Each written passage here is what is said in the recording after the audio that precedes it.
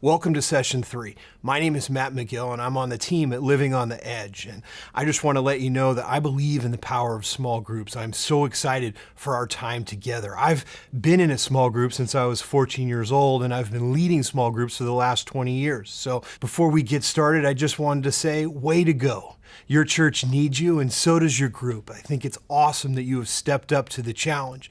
And maybe you're thinking right now, what have I gotten myself into? And if you are, I'd like to say, welcome to the club. Leadership can be such a challenge. Serving others is not easy. All of us are plagued with feelings of insecurity and questions. And if you've ever wondered, am I enough? I just want to reassure you that you aren't alone. So let's push forward. It's my prayer that this short course would add some tools to your toolbox and it would help you be a more effective leader for your small group. Does this sound good? Great. By the way, I can't hear you if you answered. Just we're kind of video and we're not actually together. Just want to get that clear up front. But here's the next thing we need to talk about. Success is built on fundamentals, whether it's sports or raising a family or in business. Fundamentals aren't just the first thing you learn and then move on. These are the habits that you keep practicing and perfecting. So in this session, we're going to tackle 2 leadership fundamentals. The first is this, is that you would view your prep time as a quiet time. It's hard to make time every week to prepare for your time together, and I get it. Everyone is busy. However, taking the time to prep can make all the difference in the world. So let's back up just a little bit. Maybe you're thinking, wait a minute, as a facilitator, am I supposed to be spending time on my own before we meet? And here's just a word of encouragement for you. Please, don't settle for winging it.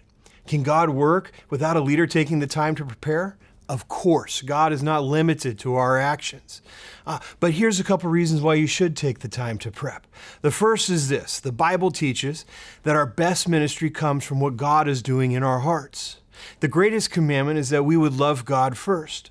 The second is that we would love others. And of course, this is the correct order. When we love God first, it will lead to loving others. So here's what I'm suggesting, that you would consider your prep time a quiet time, your time alone with God. Let God work in your heart before you facilitate your group time.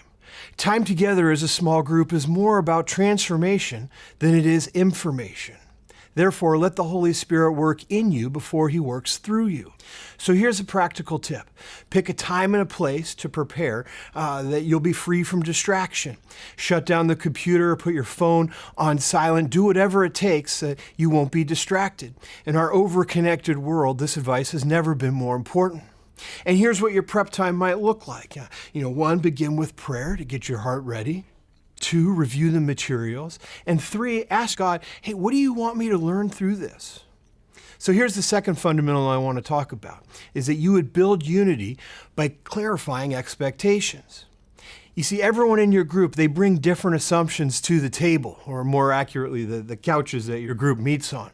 You see, everyone has different needs to be met, and it can be frustrating when everyone isn't on the same page. Let's just look at a couple examples. Let's say Sally joined the group because she's looking for an in-depth Bible study.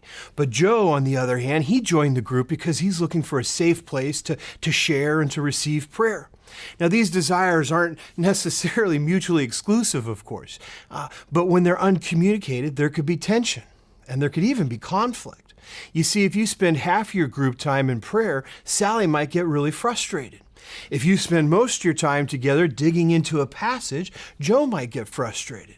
And why? Why would they get frustrated? It's because they're expecting different things from the group. So how do you get on the same page? Well, there's 2 questions that you might ask. And the first is this: what do you want to get out of this group?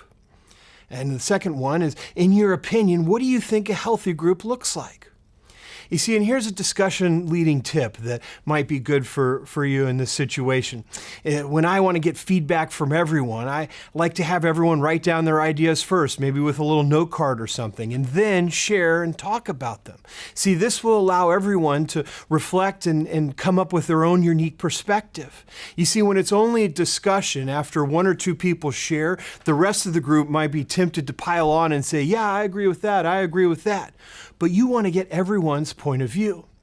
So what happens when the expectations are different? Well, this is okay. Healthy groups, they don't need just unity. They also need diversity. And we need diversity because different perspectives help us grow. It's important to get everything out there in the open.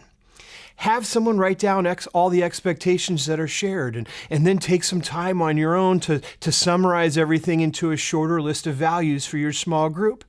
And of course, you don't have to be the one to do this. Ask your group if someone else would like to help. And if you haven't done an activity like this before, I strongly urge you to walk through this exercise. It doesn't have to be something that's complex or long. All you need is a short list of values that reflects what your group is about. And to help you with this process, we've included a sample small group covenant that can help inform what you guys are doing. So here's one last thing I want to talk about. Once you have a list, what do you do with it?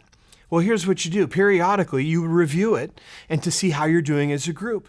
You could review it on your own as the leader, as the facilitator, to see if there's any changes you need to make. But you can also review it as a group. And you could ask, hey, how are we doing? Are we reaching these values? Do we need to make any changes in how we do things? So in this session, we looked at two fundamentals. And the first was this: view your prep time as a quiet time. Love God first before you love others. Let Him work in you before He works through you. The second principle is this: build unity in your group by clarifying expectations.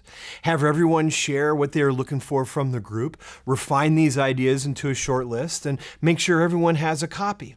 When the timing is right for your group, pull it out and evaluate how you're doing. I'm very excited about the next session. You're not going to want to miss it. We're going to talk about the single most important skill that every small group leader needs to develop.